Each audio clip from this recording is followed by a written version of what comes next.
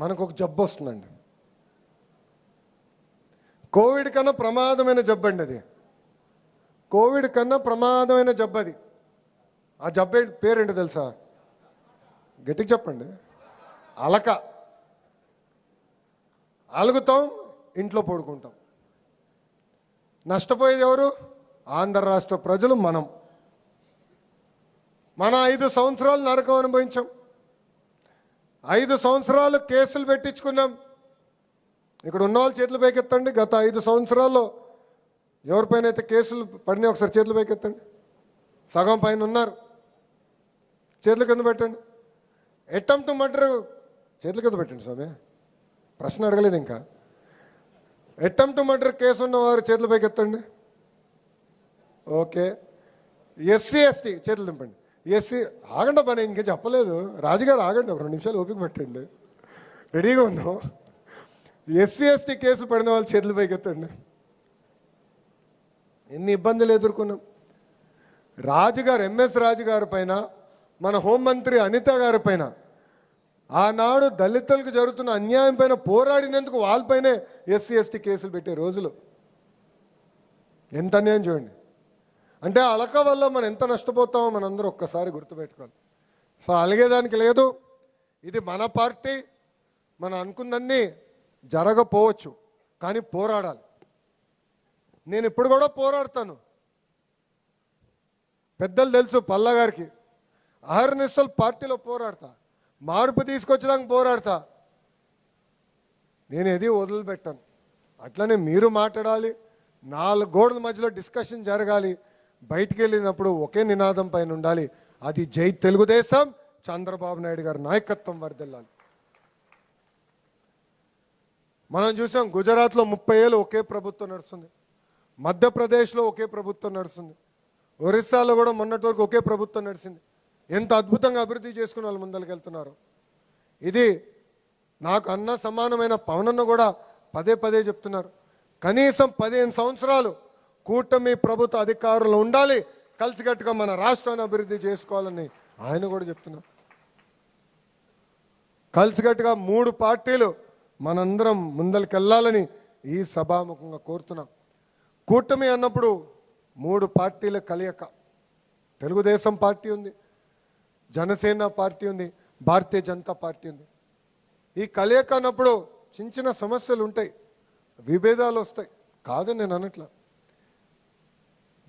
ఇంట్లో మేము 5గురం, చిన్న చిన్న విభేదాలు మాకు ఉంటాయండి, లేకుండా పోవు. కానీ పెద్దరికంగా బాధ్యత చంద్రబాబు నాయుడు గారు తీసుకుని అందరినీ కూర్చోబెట్టి సమస్యను పరిష్కరిస్తారు. మళ్ళీ నిర్ణయం తీసుకుంటే ఆ ఇంట్లో కూడా మేము ఎవరో మాట్లాడం. అదేవిధంగా ఇక్కడున్న పార్లమెంట్ పార్టీ అధ్యక్షులు ఉన్నారు, పార్లమెంట్ ప్రధాన కార్యదర్శులు ఉన్నారు. మీ పైన బాధ్యత ఉంది.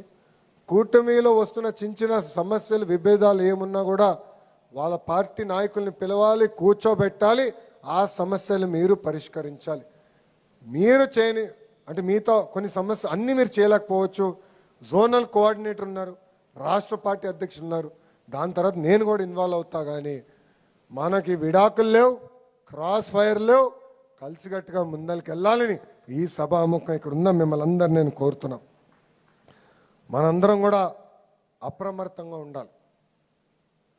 ఎందుకంటే పార్టీ పేజీల పేరుతో పార్టీల మధ్యన విభేదాలు సృష్టించడానికి వైకాపా నాయకులు ప్రయత్నిస్తారు.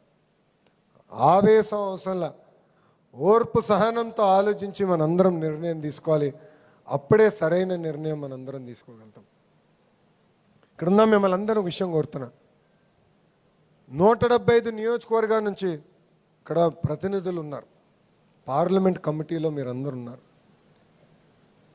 మీ నియోజకవర్గంలో ఏమైనా సమస్య ఉంటే కంపల్సరీగా గ్రామ పార్టీ అధ్యక్షుడి పైన బాధ్యత ఉంది, క్లస్టర్ యూనిట్ బూత్ పైన బాధ్యత ఉంది, మండల పార్టీ అధ్యక్షుల పైన బాధ్యత ఉంది, నియోజకవర్గంలో ఎమ్మెల్యే కానీ ఇన్ఛార్జ్ పైన బాధ్యత ఉంది. వాళ్ళతో అవ్వకపోతే పార్లమెంట్ పార్టీ అధ్యక్షుల పైన బాధ్యత ఉంది. వాళ్ళు సమస్యలు పరిష్కరించాలి. నేను మీకోసం పనిచేసాక సిద్ధంగా ఉన్నా, చేయను నేను అనట్లా. కానీ ఈ మధ్య నేను ఒక కొత్త ట్రెండ్ కనపడుతుంది. వ్యవస్థలో పనిచేస్తాం మానేసి వ్యక్తులపైన ఆధారపడుతున్నాం. దానివల్ల నష్టపోతుంది మన పార్టీ. ఈ భూమిపైన మనందరం శాశ్వతం కాదండి. ఈ భూమిపైన లోకేష్ శాశ్వతం కాదు. తెలుగుదేశం పార్టీ అనేది శాశ్వతం. ఒక వ్యవస్థ కింద మనందరం నడవాల్సిన అవసరం ఉంది. నిన్న గౌరవ ముఖ్యమంత్రి జాతీయ అధ్యక్షుడు చంద్రబాబు నాయుడు గారితో మాట్లాడుతూ ట్రైనింగ్ ప్రోగ్రాం అధ్యక్షులు రివ్యూ చేశారు. రివ్యూ చేసి బాబు గారితో దగ్గర నుంచి చూసిన వాళ్ళకి అర్థమవుతుంది, చాలా కష్టమైన పని అండి, ఆయనతో పని చేస్తాం, అంత తేలికైన పని కానే కాదు. నాకు 2 తోపీలని, ఒకటి ప్రభుత్వంలో చేయాలా, ఇంకోటి పార్టీలో చేయాలా. ఇంకా నా పరిస్థితి ఎలా ఉంటుందో ఒకసారి మీరు అందరూ ఆలోచించండి. అందరూ బాగా చిక్కిపోయారంటే ఆ దెబ్బకే చిక్కిపోయారా నైనా? కానీ ఆయన కింద పని చేస్తాం, ఆయనతో పని చేస్తాం, ఒక తృప్తి కలుగుతుంది. ఎందుకంటే అహర్నిశలు ఆయన ఛాలెంజ్ చేస్తారు, పని చేసే వాళ్ళకి ఎక్కువ పని ఆయన పెడతారు. సో నిన్న రివ్యూలో మాట్లాడుతూ నేను అమాయకంగా గౌరవ ముఖ్యమంత్రి గారిని ఒక ప్రశ్న అడిగా. సార్, నేను పార్టీలోకి వచ్చి క్రియాశీలకంగా పార్టీలో వచ్చి 13 సంవత్సరాలు అయింది. అంటే 2013లో వచ్చాను, 13 సంవత్సరాలు పార్టీలో ఉన్నాను సార్. కానీ ఏనాడు పార్లమెంట్ పార్టీ కానీ ఆనాడు జిల్లా కమిటీని మీరు ఇట్లా పిలిపించి ట్రైనింగ్ ప్రోగ్రాం పెట్టినట్టు నాకు గుర్తులేదు. ఇలాంటి ట్రైనింగ్ ప్రోగ్రాం పెట్టి ఎన్ని సంవత్సరాలు అయి ఉండొచ్చు సార్ అని అడిగినప్పుడు ఆయన అట్లా ఆలోచించి కనీసం 2 దశాబ్దాలు అయిందని ఆయన చెప్తాం జరిగింది. ఎందుకు మీ అందరికీ చెప్తున్నానంటే పార్టీ వ్యవస్థని బలోపేతం చేసేదానికే మేము అందరం ఇక్కడ ఉన్నాం. ఇక్కడ చాలామంది నన్ను కలిసినప్పుడు ఫోటోలు దిగినప్పుడు ఒక 5 సెకండ్లో, ఒక 20 సెకండ్లు, 30 సెకండ్లు మీ సమస్య కూడా నాకు చెప్పారు. దాంట్లో ఎక్కువ శాతం మంది నాకు చెప్పింది కూడా, కొంతమంది అధికారులు మేము కలిసినప్పుడు వాళ్ళు సరిగ్గా మమ్మల్ని గౌరవించట్లేదు, మేము చెప్పింది సరిగ్గా చేయట్లేదు, ఇచ్చింది తీసుకోమనండి, మెరిట్ ఉంటే చేయొచ్చు, లేకపోతే పర్వాలేదని చెప్తాం జరిగింది. అలాంటివన్నీ కరెక్ట్ చేసేదానికే పార్టీ వ్యవస్థని బలోపేతం చేసి ఆ వ్యవస్థని కూడా నడిపించే బాధ్యత మేము తీసుకుంటామని ఈ సభాముఖ నేను హామీ ఇస్తున్నాం. ఈరోజు మండల్ పార్టీ అధ్యక్షులు, ప్రధాన కార్యదర్శులు ట్రైనింగ్ ఇస్తున్నాం.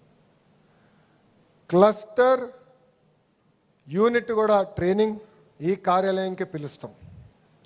బూత్కి వచ్చే గల విశాఖపట్నంలో ఒక రీజనల్ సెంటర్, అమరావతిలో ఒక రీజనల్ సెంటర్, అదేవిధంగా తిరుపతిలో ఒక రీజనల్ సెంటర్ ఏర్పాటు చేసి అక్కడ ట్రైనింగ్ మేము అందజేస్తాం. ఇది నిరంతర ప్రక్రియ. మీరే చూస్తారు, ఈరోజు ఇంత పెద్ద కార్యాలయం మన అధ్యక్షుల వారు మనకు కడతాం జరిగింది. భారతదేశంలో భారతీయ జనతా పార్టీ తర్వాత ఇంత పెద్ద కార్యాలయం ఉందంటే అది కేవలం ఒక తెలుగుదేశం పార్టీకి ఉంది. 2,50,000 స్క్వేర్ ఫీట్ అండి ఇది.